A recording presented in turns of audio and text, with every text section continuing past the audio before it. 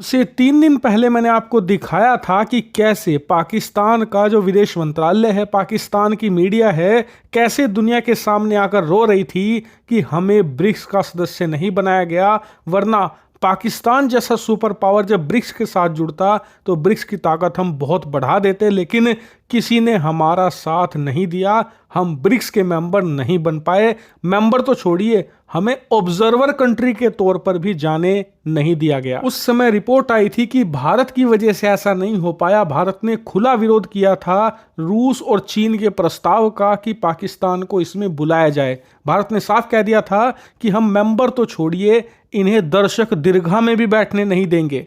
और उस समय पाकिस्तान में इसकी खूब चर्चा हुई थी। लेकिन पाकिस्तान से भी ज्यादा चर्चा हो रही है तुर्की की। दरअसल तुर्की के राष्ट्रपति रेसेप तैयब अर्दोगान बड़ी उम्मीदों के साथ ब्रिक्स की समिट में शामिल होने के लिए रूस पहुंचे थे। इन्हें उम्मीद थी कि ये बन जाएंगे ब्रिक्स के फुल फ्लेज्ड मेंबर और इसी के साथ तुर्की का रुतबा दुनिया में 7वें आसमान पर होगा। और होना भी चाहिए था, क्योंकि अगर ब्रिक्स का मेंबर बन जाता तुर्की तो वो दुनिया का एकमात्र ऐसा देश होता जो कि नाटो का भी सदस्य है और ब्रिक्स का भी। उसका रुतबा भारत से भी ज्यादा बढ़ता कि इस देश की आप जियोपॉलिटिक्स देखिए, ये पश्चिमी देशों के साथ भी अच्छे संबंध बनाकर रख रहा है और उनके विरोधी रूस चीन के साथ भी। और कुछ ऐसे ही सपने सुहाने लड़कपन के देखते हुए अर्दोगान प्लेन में बैठे और पहुंचे रूस। लेकिन रूस में जाकर जिस खुशखबरी का इन्हें इंतजार था वो इन्हें नहीं मिल पाई। पूरा समिट गुजर गया, सारी बैठकें हो गई, लेकिन अर्दोगान और उनके देश तुर्की को ब्रिक्स का एक फुल फ्लेज्ड मेंबर नहीं बनाया गया। ये इनके लिए एक करारा झटका था कि इस समिट से पहले ये 100% श्योर माना जा रहा था कि तुर्की ब्रिक्स का सदस्य देश बनेगा ही बनेगा।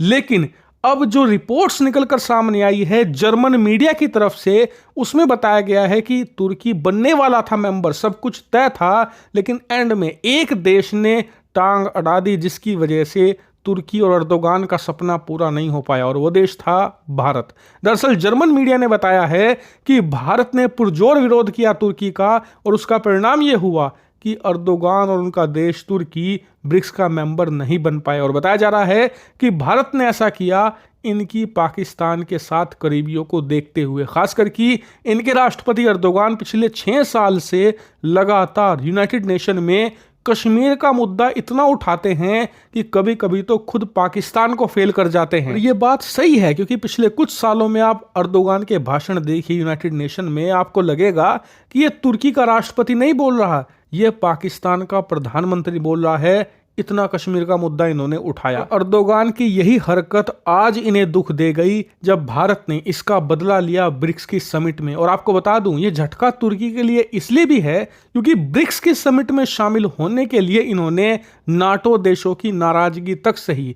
नाटो में यह भी कह दिया कि एक बार को हम निकल जाएंगे और ब्रिक्स के हमेशा हमेशा के लिए सदस्य बन जाएंगे। लेकिन अब ये ना घर के रहे ना घाट के, नाटो के देश भी नाराज हो चुके हैं और ब्रिक्स में इन्हें शामिल तब तक नहीं किया जाएगा जब तक कि भारत हाँ नहीं कर देता। हालांकि एक मजेदार चीज ये हुई है कि पिछले 2 दिनों से जर्मन मीडिया की इस रिपोर्ट को लेकर तुर्की को खूब ट्रोल किया जा रहा था और उसी ट्रोल से बचने के लिए इन्होंने एक प्रॉपर स्टेटमेंट जारी किया। जी हाँ, राष्ट्रपति कार्यालय ने यह कहा कि ऐसा कतई नहीं है, भारत ने हमारा विरोध नहीं किया, बल्कि भारत के साथ तो हमारे इतने अच्छे संबंध हैं कि $14 अरब व्यापार पहुंच चुका है 2022-23 में और आगे ये और बढ़ेगा। भारत हमारा एक अच्छा साझेदार देश है। यानी कि देखा जाए तो भारत को अब मक्खन लगाया जा रहा है, भारत की जी हजूरी करी जा रही है भारत की हामी के लिए, ताकि 1 साल बाद जो ब्रिक्स की समिट होगी उसमें तो तुर्की शामिल हो ही जाए और भारत उसमें कम से कम कोई टांग ना अड़ाए। लेकिन